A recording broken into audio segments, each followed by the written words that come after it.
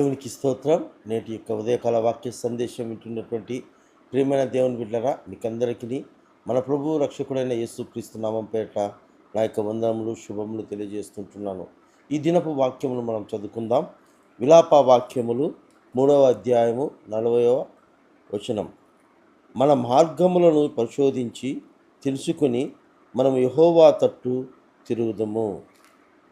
ప్రియమైనటువంటి దేవుని బిడ్డలారా, నేటి దినము మన జీవిత ప్రయాణములో మనం ఎన్నో రకములైనటువంటి పనులు చేస్తూ ఉంటాం. ఎన్నో రకాలైనటువంటి తలంపులను మనం తలపోసుకుంటూ ఎంతో బిజీ షెడ్యూల్తో మనము జీవిస్తూ ఉంటున్నాం. అది కుటుంబపరమైనదా, విద్యాపరమైనదా, ఉద్యోగపరమైనదా, అది వృత్తిపరమైనదా, అది ఏదైనా సరే మన యొక్క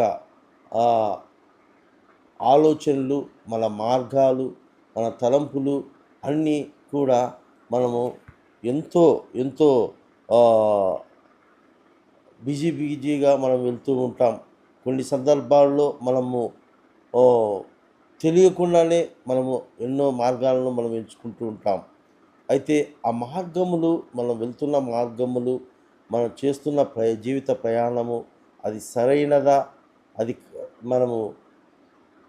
మనం పరిశోధించుకోవాలని పరిశుద్ధాత్మ దేవుడు ఉదయకాలంలో తెలియజేస్తుంటున్నాడు. మనము తీసుకునే ఆహారము, మనం త్రాగే నీరు, మనం ధరించే బట్టలు, మనము అవన్నీ కూడా మనము పరిశోధిస్తూ ఉంటాం.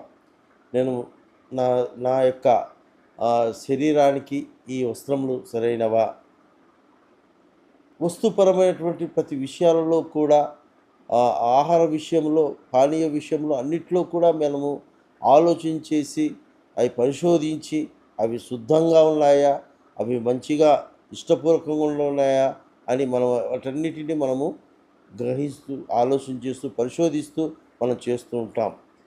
ఎందు నిమిత్తం అంటే కలుషితమైనటువంటి ఆహారము, పానీయము తీసుకుంటే అనారోగ్య పాలవుతాము. లేదా మనకు ధరించవలసిన వస్త్రములు మన శరీరానికి సరైనవి కాకపోతే మనకు అవి నచ్చినట్టుగా మనకు అనిపించదు. కనుకనే మనము బట్టల విషయంలో, ఆహార విషయంలో మనము అంతా క్షుణ్ణంగా పరిశోధిస్తూ ఉంటాం. అదే రీతిగా మన జీవిత ప్రయాణంలో కూడా, మనం చేస్తున్న పనులలో కూడా మనం ఏ రీతిగా ఉండాలంటే పరిశోధించుకోవాలండి.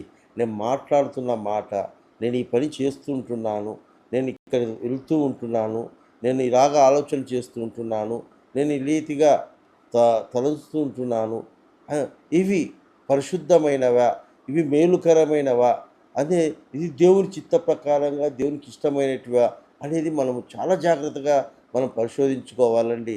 లేకపోతే ప్రేమైన దేవుని బిడ్డారా, మన మార్గములు మనల్ని ఎక్కడికి నడిపిస్తాయంటే నిత్య నరకానికి నడిపిస్తాయండి.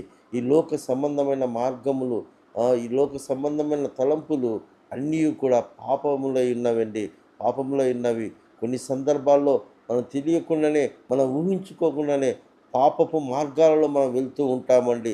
మనము మనకు తెలియకుండానే పాపపు మార్గంలో మనం బలహీనమైపోతూ ఉంటాం. నేటి దినాల్లో అనేక మందిని మనం చూస్తూ ఉంటామండి. ఆ యొక్క త్రాగుడా, ఆ జూదమా, వ్యభిచారమా, ఆ మోహమా, ఆ అల్లరితనమా, అది సరదాగా ప్రారంభం చేస్తారు. వాళ్ళు మొదటగా పరిశోధించరవి.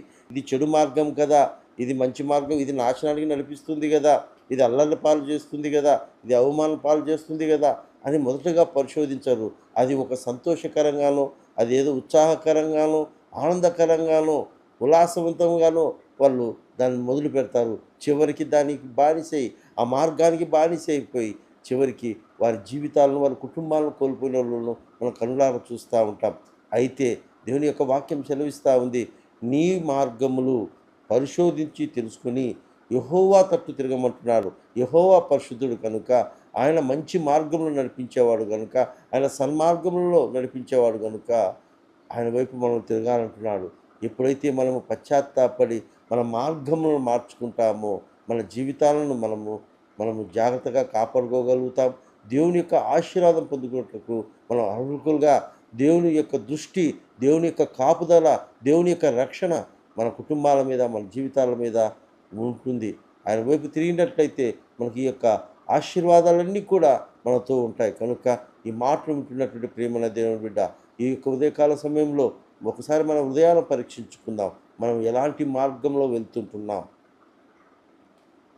ఒకవేళ మనమన్నవి దుర్మార్గంలోనికి, చెడు మార్గంలోనికి, మన నాశన మార్గంలోకి నడిపిస్తుంటున్నాయేమో, ఇప్పుడే ఆ చెడు వ్యసనాలను అనేటువంటి ఆ యొక్క జీవితంలో వెళ్ళవలసిన సరైన మార్గంలో వెళ్ళకుండా ఆ యొక్క పాపపు మార్గంలో వెళ్తున్నట్లయితే ఇప్పుడే మన మార్గాలను సరి చేసుకుందాం. మన ప్రవర్తన అంతటి మీద యెహోవా యొక్క అధికారానికి అప్పచెప్పుదాం.